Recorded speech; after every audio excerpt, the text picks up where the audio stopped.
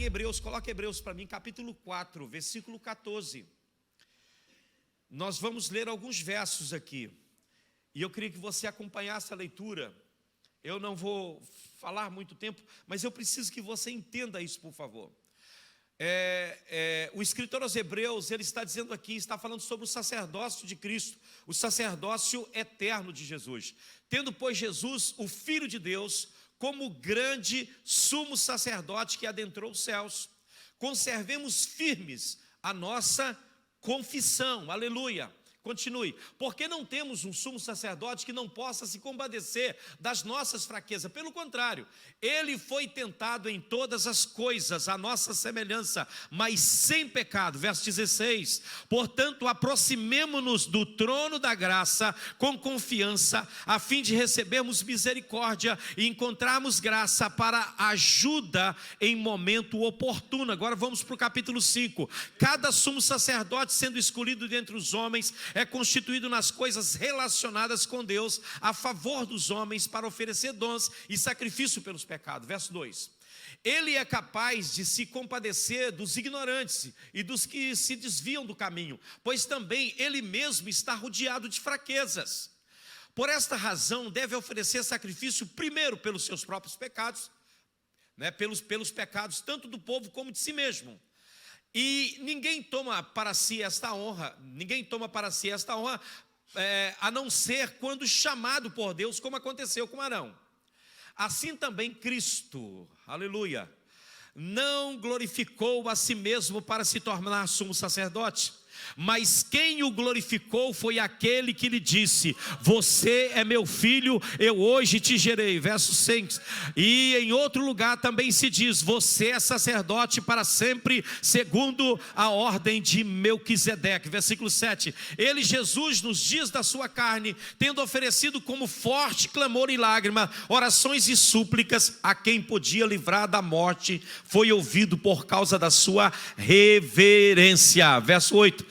Embora fosse filho, aprendeu a obediência pelas coisas que sofreu. Verso 9. E tendo sido aperfeiçoado, tornou-se autor da salvação eterna para todos os que lhe obedecem. Verso 10, encerramos. E Deus o nomeou, aleluia, sumo sacerdote segundo a ordem de Melquisedeque. Vamos analisar isso aqui, vamos tentar entender aqui essa questão. A ascensão de Jesus, ela traz consigo algo preciosíssimo, que é o sacerdócio eterno de Jesus. O que Jesus está fazendo agora por nós? Ele é o sumo sacerdote, ele está à direita de Deus e ele intercede por nós. Vocês citaram aqui: acredita em Jesus Cristo, acredita em Deus o Pai, acredito no Santo Espírito, mas vocês tinham que dizer também: acredito no sacerdócio eterno de Jesus pelos santos. Ele intercede por nós, sim ou não? Provavelmente, muitos de nós, vamos falar um pouquinho sobre a questão, sobre a natureza do sumo sacerdote. Provavelmente muitos de nós atualmente consideramos o sacerdote, quando a gente fala de sacerdote, a gente pensa naquela velha forma do Antigo Testamento, que já foi ultrapassada. Diga-se de passagem que aquele sistema de sacerdócio, que era segundo a ordem de Arão, já terminou, irmão. Hoje ainda existem pessoas que reivindicam isso, e que acham que vai ter sim, um sacerdócio segundo Arão, a continuidade. Isso é praticamente impossível, não é? Impossível, porque hoje temos o sumo sacerdote diante de Deus, que é Jesus Cristo. Mas pastor, ele não é da tribo de Levi. Ele não é da tribo de Levi, de fato, ele é da tribo de Judá. Mas Deus é soberano, e Deus determinou que ele seria sacerdote, independente dele ser da tribo de Arão ou não, da tribo de Levi ou não. Ele é sacerdote não segundo a ordem de Arão, mas segundo uma ordem maior, que é a ordem de Melquisedeque. Eu acho que não havia uma figura aqui neste mundo que pudesse representar. E Deus pegou um homem que não tinha começo de dias, nem fim de dias, não conhecíamos a história dele antes, nem conhecemos a história dele depois. Ele simplesmente aparece na história da Bíblia, lá em Gênesis, para abençoar Abraão. E ele aparece ali, abençoa Abraão e desaparece. Ninguém nunca mais ouve falar desse homem, sem começo de dias, sem fim de dias. E Deus falou: esse sacerdote é perfeito, aleluia, como símbolo, como tipo do meu filho, o sacerdote perfeito, aleluia, que não teve começo de dias, nem terá fim de dias, mas é um sacerdote para sempre, segundo a ordem de Melquisedeque.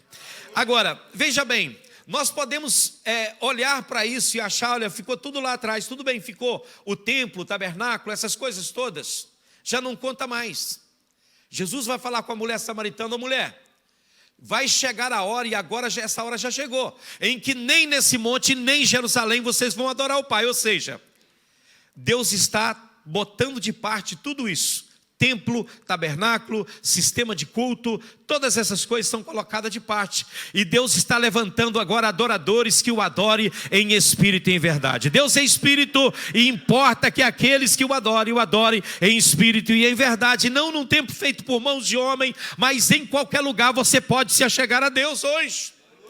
Você pode se aproximar de Deus hoje por meio de Jesus Cristo, da sua morte ali na cruz do Calvário. Quando você se aproxima de Deus em nome de Jesus, o céu abre sobre você, aleluia, ao véu que está rasgado, e você pode aceder à presença de Deus.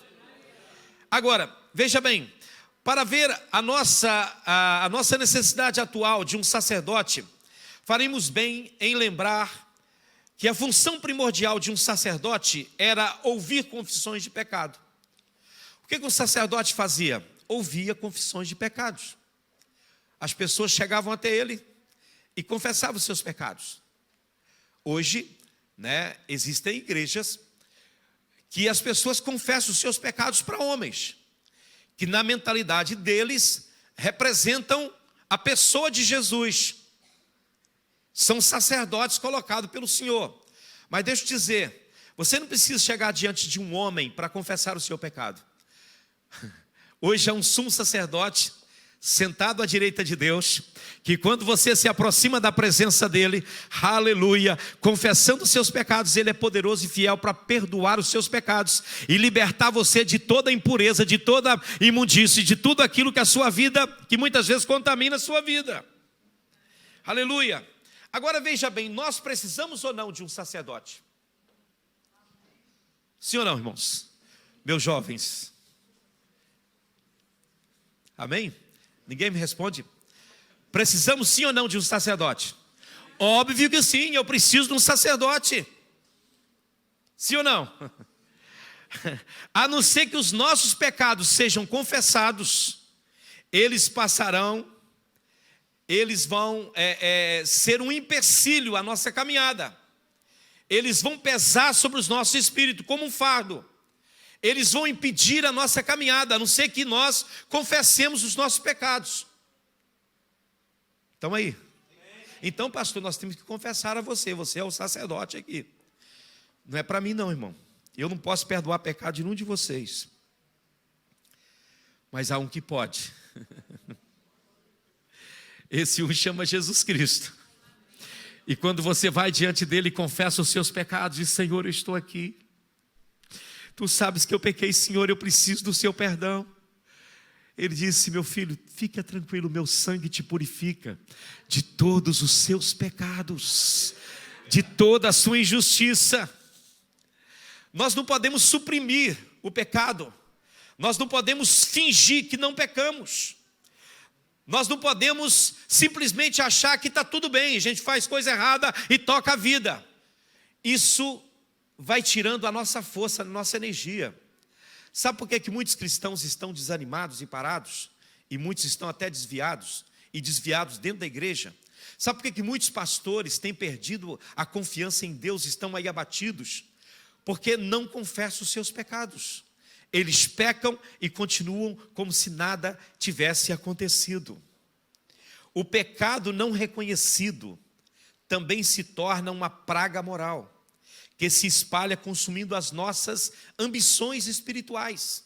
Eu vejo pessoas que dizem assim: eu quero fazer a obra de Deus, eu tenho vontade de fazer a obra de Deus, eu quero fazer algo para o Senhor. O meu desejo é servir a Jesus, é andar com Ele, é fazer a vontade dEle. E você vê um ânimo nessa pessoa, ele vem para a oração de manhã, ele vem para os estudos, ele vem para o culto, ele vem e vem e vem e vem. E de repente você vê que a energia dele vai acabando, vai terminando, vai terminando. De repente ele já não tem força mais para orar, ele já nem pega na sua Bíblia mais, ele não vai para o culto mais, ele não tem desejo de estar em comunhão com os santos, ele se aparta, ele se afasta. Quando ele vê um crente, ele foge dele. Se está vindo um crente do outro, ali no passeio onde ele está indo, ele passa para o outro lado. Ele entra numa loja, finge que não te viu. Você pode estar seguro que uma pessoa assim, ele tem pecado na sua vida que está minando as suas forças. Mas irmão, deixa eu te dizer, não precisa ser assim, porque você tem um sumo sacerdote que se compadece de você, e você precisa chegar a ele. É isso que o texto de Hebreus diz: cheguemos com confiança diante do trono da graça, não da justiça, mas da graça, não da condenação, mas da graça. Deus não vai te condenar, mas vai te salvar quando você chegar diante do trono da graça. Chegue lá em nome de Jesus. Você não precisa fugir. Você não precisa fugir. Você não precisa inventar desculpas. Você não precisa cobrir as coisas, dizer não, está tudo bem. Não está, meu irmão. Olhe para você, olhe no espelho e fale com você mesmo. Se você está bem, perfeitamente você vai perceber que não está bem, porque o pecado na vida de uma pessoa não deixa ele estar bem.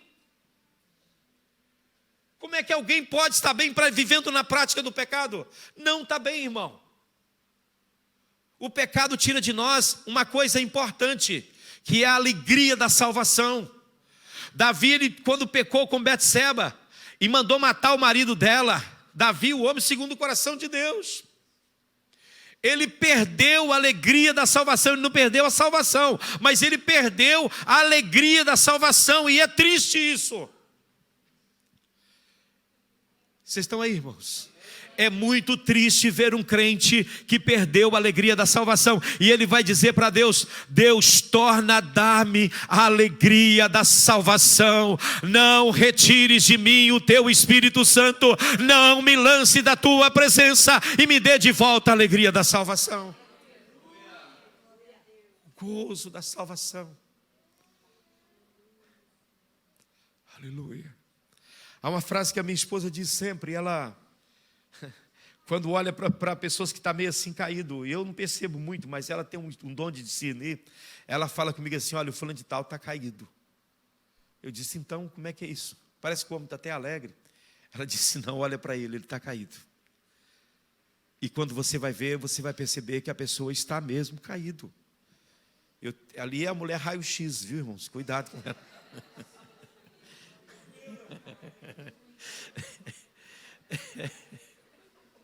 Agora, é um alívio, sim ou não?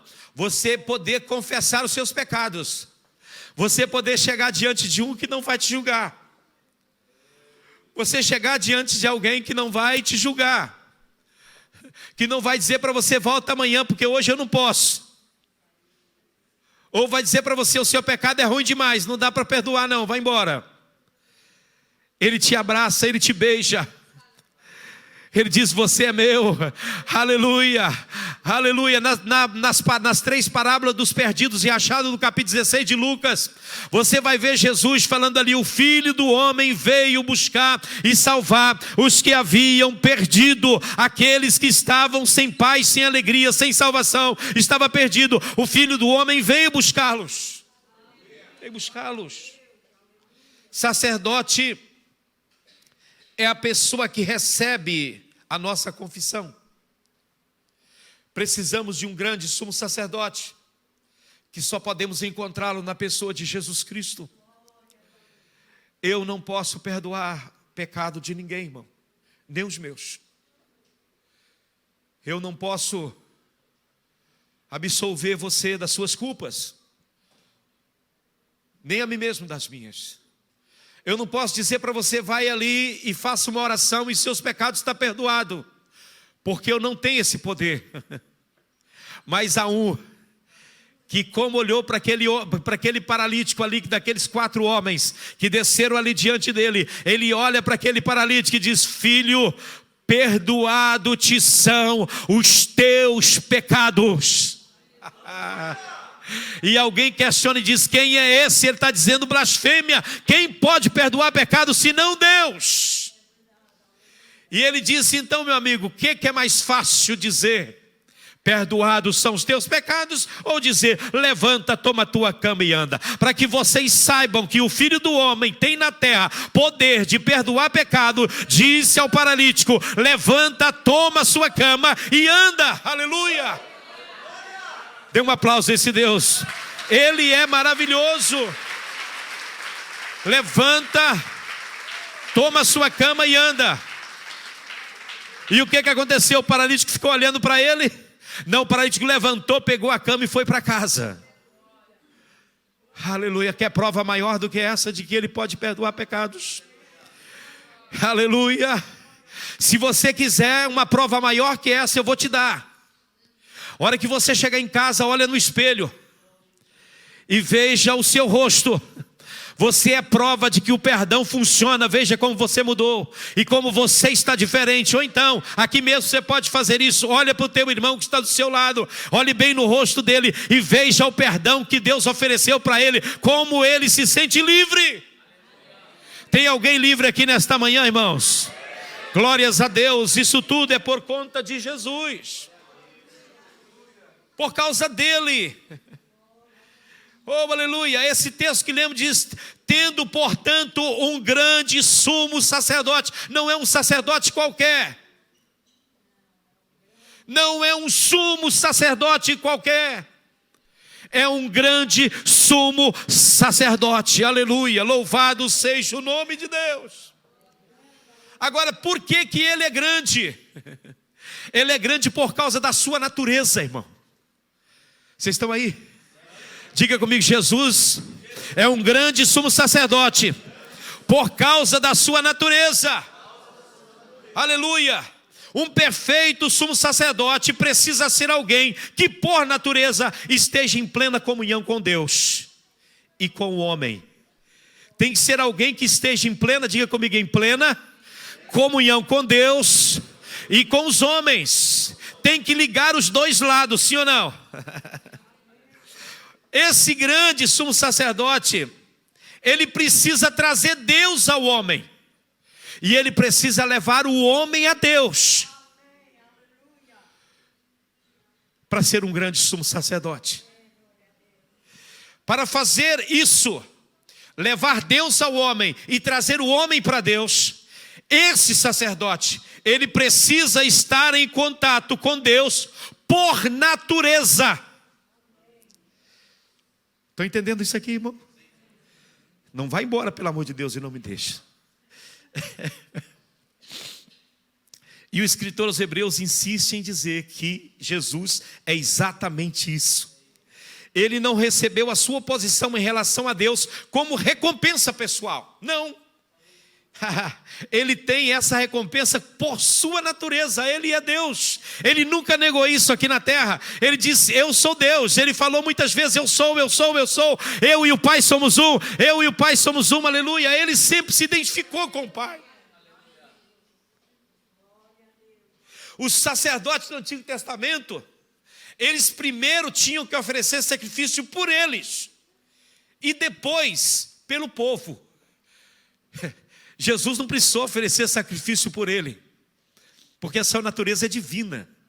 Ele tinha em si a natureza divina, amém? Ele tinha em si a natureza divina e ele podia perfeitamente interceder por nós. Aleluia. Você não está entendendo o que você tem hoje. Aleluia. Sendo quem é, ele traz o próprio Deus ao homem. Quando Jesus vem, ele traz Deus para você. Se ele entra na sua vida, Deus entra na sua vida. Aleluia. Mas se ele sai da sua vida, Deus não fica na sua vida. Deus também sai. Não é isso que Paulo diz lá em 2 Coríntios capítulo 5? Deus estava em Cristo, reconciliando consigo mesmo o mundo. Deus estava em Cristo. Aleluia. O texto vai dizer que ele penetrou os céus. Vocês estão aí comigo ainda? Ele penetrou os céus. Ele é altamente exaltado nos céus. Eu não tenho tempo para descrever a entrada de Jesus nos céus, mas você pode ter isso lendo o Salmo 24. O Salmo 24 é o salmo da entrada de Jesus nos céus. O Salmo 22 é o salmo da obra de redenção de Jesus aqui na terra. O Salmo 24 é o salmo da entrada de Jesus nos céus. E o Salmo 23 diz que o que ele conquistou. E ele é o nosso pastor hoje. Aleluia. Aleluia. Você está aí, irmão? Aleluia. Ele também faz algo para tornar possível o nosso acesso a Deus. Então, da mesma forma como os antigos sacerdotes passavam pelo véu e entravam no Santo dos Santos para oferecer o sacrifício e expiação no dia da expiação, Jesus passou pelo véu final. E até rasgou ele, né? O daqui da terra rasgou de alto a baixo. Ele entrou na própria presença de Deus. Vários significados têm sido atribuídos a essa expressão, penetrou os céus. Eu quero depois que você escute essa mensagem e tome nota de algumas coisas, de alguns pontos importantes, porque isso é a obra da redenção. Sem isso, sem entender isso, você não pode ser salvo, você tem que compreender o Evangelho. Amém? O escritor aos Hebreus, com toda certeza, ele cria na ressurreição de Cristo. Mas a sua ênfase está na exaltação de Jesus aqui. E na ascensão de Jesus. Quando ele fala a respeito disso, ele está falando da exaltação de Jesus, da sua ascensão aos céus. Deus ressuscitou Jesus dentre os mortos, para que ele pudesse assentar-se à mão direita na majestade nos céus. Ele penetrou os céus, portanto, essa frase que ele penetrou o céu pode referir-se à ascensão e exaltação de Jesus, quando ele ascende aos céus e é colocado no trono, ele assenta no trono.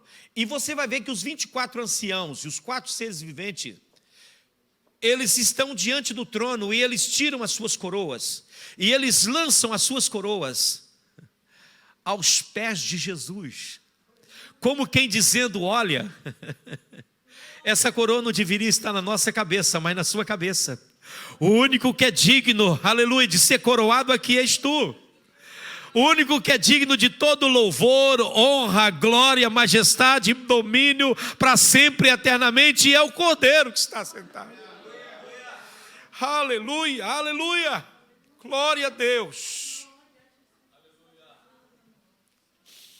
Aleluia. Jesus entrou no Santo do Santo Celestial, na presença final e eterna de Deus. E dessa forma, ele é o sumo sacerdote final. Oh, glória a Deus, vocês estão aí. Diante de quem todos precisam fazer confissão. Seja quem for, irmão. Seja judeu, seja hindu, seja budista, seja muçulmano, seja católico, seja protestante, seja animista, seja espiritista, seja espírita, seja quem você for, seja ateu. Paulo diz em Filipenses 2, ele diz o seguinte: para que todos os joelhos nos céus, na terra e debaixo da terra confesse que Jesus Cristo é o Senhor, para a glória de Deus Pai. Toda língua confessará, e todas as tribos, povos e nações declararão que Jesus é o Senhor. Se você não declarar isso agora, um dia você vai ter que declarar. Só que se você declarar agora, você vai aos céus. Se você não declarar agora, amanhã você declarará e será lançado no inferno. Então ninguém pode chegar aos céus se não for por meio de Jesus Cristo, do sacrifício de Jesus lá na cruz do Calvário por nós.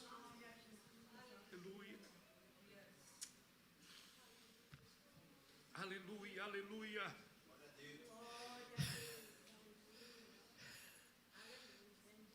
Aleluia. Você está aí, irmãos?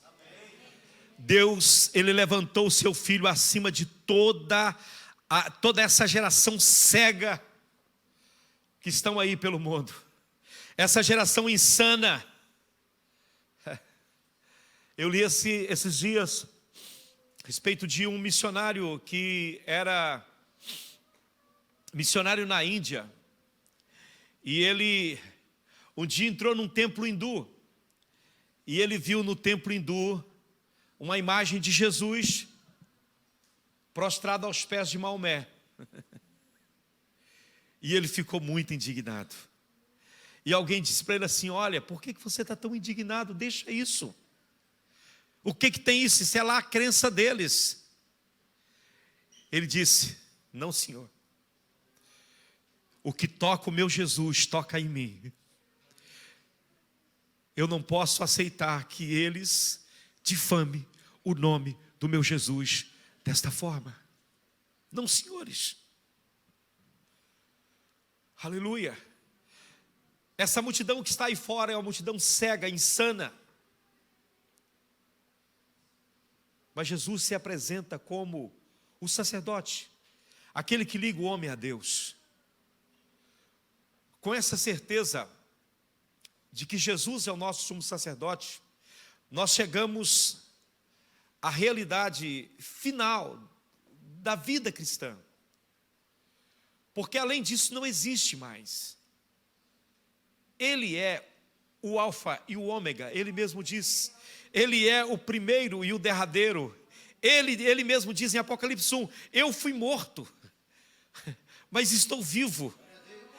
E eis que eu tenho comigo aqui a chave da morte e do inferno. Aleluia. Em Mateus 28, 18 ele diz, todo o poder no céu e na terra me foi entregue. No Salmo 24, que é o Salmo da entronização de Jesus, verso 1, está escrito, do Senhor é a terra e a sua plenitude, o mundo e aqueles que nele habitam. Aleluia. Louvado seja o nome do Senhor. Olhe para mim, irmão. O mundo pertence a Deus. Pertence a Deus por criação, pertence a Deus por conservação e pertence a Deus por redenção. O mundo pertence a Deus. Aleluia. Não pense nem por um instante que quem domina ou controla o destino do mundo é o diabo. Não é. Não, senhores. Jesus está no trono, amém? Em nome do Senhor não chore mais, em nome de Jesus não reclame mais, em nome de Jesus não perca a esperança, em nome de Jesus creia, Ele está no trono. Isaías 6:1 diz, no ano em que morreu o rei Uzias, eu vi o Senhor. Isaías estava todo preocupado, quem vai sentar no trono? Quem vai sentar no trono? Quem vai sentar no trono? Quem vai sentar no trono? E ele diz, o texto diz que no ano que morreu o rei Uzias, eu vi o Senhor, onde? Assentado num alto e sublime trono. O que era alto e sublime? Era o trono. Isaías estava preocupado com o trono, e Deus disse, o trono é alto e sublime, mas tem alguém sentado nele. Aleluia, aleluia, aleluia, aleluia. Louvado seja o nome do Senhor. Aleluia. Oh, no último verso do capítulo 2 do livro de Abacuque, no último versículo está escrito, o Senhor está em seu trono. O Senhor, porém, está no seu santo templo ou no seu trono. Cale-se diante dele toda terra. Cale-se diante do Senhor. Vem para cá com conversa não. Nunca precisamos nem mesmo esperar que Deus ultrapasse o que Ele já proveu por meio de Jesus. Deus nunca ultrapassará o que Ele já fez por meio de Jesus. Ou seja, a obra de Jesus é perfeita, é para sempre, é completa. Oh, aleluia, louvado seja o nome do Senhor. O escritor aos Hebreus vai dizer o quê? Que os sumos sacerdotes do Antigo Testamento, eles não podiam sentar nunca, porque todo dia, eles tinham que oferecer sacrifício.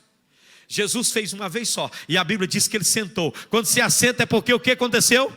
Está completo, está terminado, está feito, não precisa mais, nunca mais vai precisar. Oh, aleluia. O homem que quer ser salvo não precisa mais se preocupar com sangue de bode, sangue de touro, quando dá esmola, quando dá dízimo, quando dá isso, quando dá aquilo, outra coisa para ser salvo, não. Porque a salvação é unicamente por meio do sangue de Jesus. Unicamente por meio do sangue de Jesus. Oh, aleluia.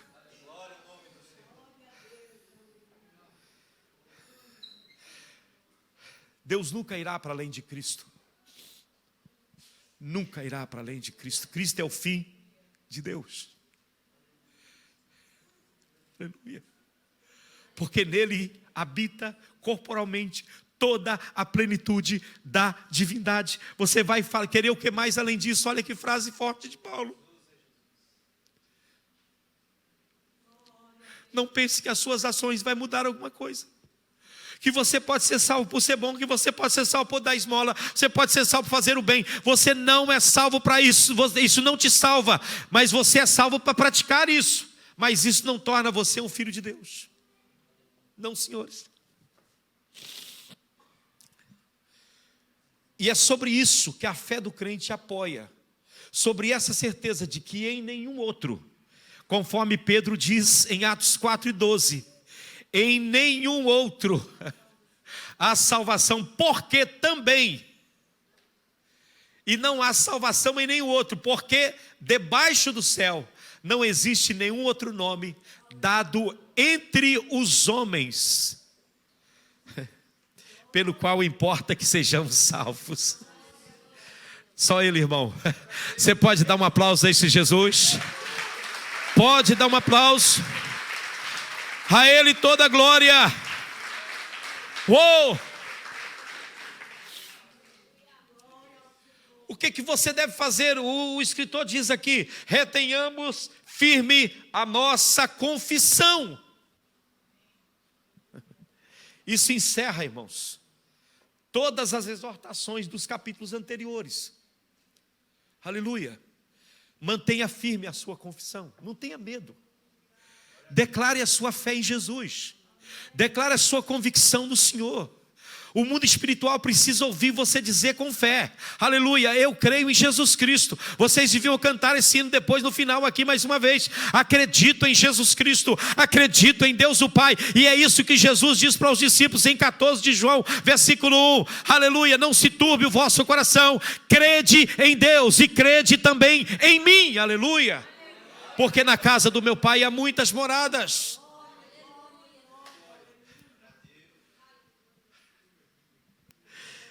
Aleluia. Na continuidade, o escritor aos Hebreus vai dizer: olha, mantenha firme a sua confissão, porque nós não temos um sumo sacerdote que não possa compadecer-se das nossas fraquezas. O escritor aos Hebreus não coloca o nosso sumo sacerdote exaltado tão acima de nós, que pareça que nunca vamos atingi-lo. Ah, Jesus está muito alto, irmão, não consigo chegar lá. Paulo vai dizer isso para os irmãos judeus. Ele vai dizer: ele não está lá do outro lado do oceano, para você falar quem vai lá buscar. Ele não está lá na profundeza do mar, para você falar quem vai mergulhar lá e trazer. E ele não está lá nas alturas, para você dizer quem vai subir lá e buscar. Não, a palavra da fé, ela está junto de ti. Ela está na tua boca, ela está no teu coração, de sorte que se com a tua boca confessares o Senhor Jesus e em seu coração creres que Deus o ressuscitou dos mortos, será salvo, porque com a boca se faz confissão e com o coração se crê para a salvação.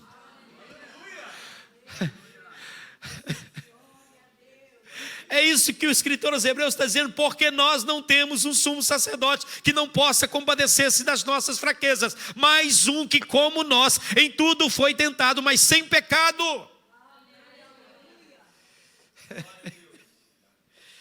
Ei, aleluia.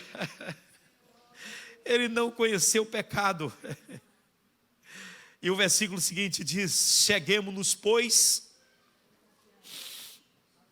com confiança. Onde? Junto ao trono da graça. Oh, Aleluia. Vamos ficar de pé, irmãos. Eu vou terminar, porque não vai dar prazo de eu falar da outra parte. Eu falo domingo que vem, se o Hélio deixar. O Cristo que decidiu suportar tais sacrifícios por nós, tais tentações por nós, e sofrer tal angústia por nós, é o Cristo que agora está sentado no trono da graça. Foi por nós que Ele fez isso, irmão. Não foi por Ele. Portanto, com santa ousadia e confiança, podemos nos aproximar do trono da graça. Amém? Com plena certeza de que encontraremos ajuda para as nossas necessidades. O que você vai fazer hoje? Pastor, eu vou diante do trono da graça. Jesus, eu estou aqui, Jesus. Sou ruim mesmo. Eu vi uma vez um testemunho e conheci o irmão que era lá da minha região. Ele era um homem que era um assassino de aluguel. Contratavam ele para fazer mortes, para matar pessoas, políticos e assim. E um dia esse homem encontrou com Jesus. E ele se converteu ao Senhor. Sua vida foi mudada. Você pode dizer um assassino. Sim, um assassino. E por que te espantas? Paulo disse que ele era um assassino, sabia? O apóstolo Paulo, que a gente tanto admira. E Paulo não matava gente ruim, não matava crente. E esse assassino aceitou Jesus e se tornou uma nova criatura. Deus mudou a vida dele. Era da região de Mantena, lá em... Cadê a irmã Mara? Não tem não, né? Da terra dela lá. Tem a gente brava ali. Sabia, irmão Antônio? Pois é povo perigoso. Quando falava de Mantena, falava de gente perigosa, viu? Você não sabia disso. Pois é, mas a irmã Mara é de lá de Barra de São Francisco. Bem, não... mas tem na genética, não é? Não tem jeito de escapar. Brincadeira. Brincadeira, irmão Antônio. Eu estou só te apertando. Esse homem se converte a Jesus, muda a sua vida. E um dia, ele estava em casa e ele recebeu a notícia que o irmão dele tinha sido assassinado. E alguém foi até a casa dele e disse: olha, o seu irmão foi assassinado, eu sei quem fez. Está aqui a arma, está aqui o carro, está aqui o dinheiro para você fugir. Você vai lá, mata o assassino do seu irmão e foge. Qual é o problema? Você está acostumado a fazer isso mesmo. Já fez isso tantas vezes na vida. Ele disse: não posso fazer isso. Eu sou um servo de Deus agora. Mas a dor estava cá dentro. Mas o homem tanto insistiu que ele acabou pegando, ficou lá a arma na casa dele, ficou lá o dinheiro. E ele disse: antes de ir fazer isso, eu preciso ir na igreja. E foi na igreja, dobrou o joelho. Isso foi ele contando o seu testemunho diante de Deus. E ele disse: Deus, eu sou a pessoa mais ruim desse mundo. Eu não presto para nada, Senhor. Sou o pior dos piores. Eu nunca deveria ter sido crente, porque eu sou ruim. Mas eu estou aqui diante do Senhor para dizer que pode desistir de mim, porque eu não valo nada mesmo. Eu amo o Senhor de todo o meu coração, mas eu não posso deixar passar isso que está acontecendo comigo.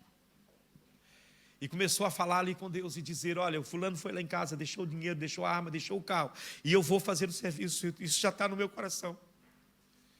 E ele começou a confessar diante de Deus e dizer que ele era muito ruim. E naquele momento Deus começou a falar com ele: você é meu filho, você me pertence. E de repente ele foi batizado com o Espírito Santo. E todo aquele peso saiu do coração dele. E ele foi na casa do amigo e disse: está aqui seu carro, está aqui o dinheiro, está aqui a arma. Não preciso disso. Eu tenho o meu Jesus. Eu tenho a presença dele na minha vida. Ele foi com o coração aberto diante do Senhor. Ele confessou os seus pecados. Ele declarou a sua pequenez diante de Deus. E o desejo que ele tinha de fazer aquilo. Mas Deus, irmão, Ele conhece os nossos corações.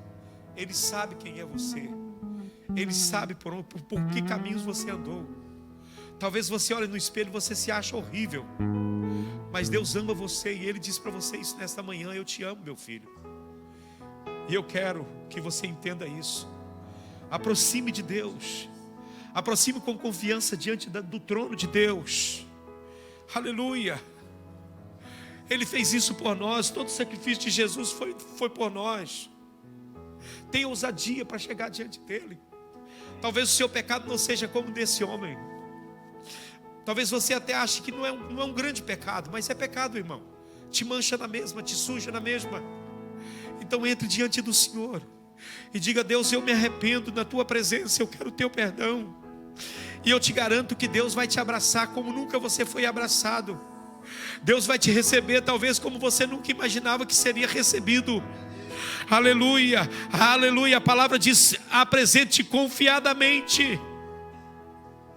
Isso é uma conclamação a sermos resolutos, a sermos determinados, a tomarmos uma decisão. Aleluia, bendito seja o nome do Senhor, na confiança da misericordiosa graça de Deus por nós. Chegue diante do trono da graça. Isso significa que a graça agora tem um trono, né ou não é? Aleluia. Entre diante dessa presença maravilhosa.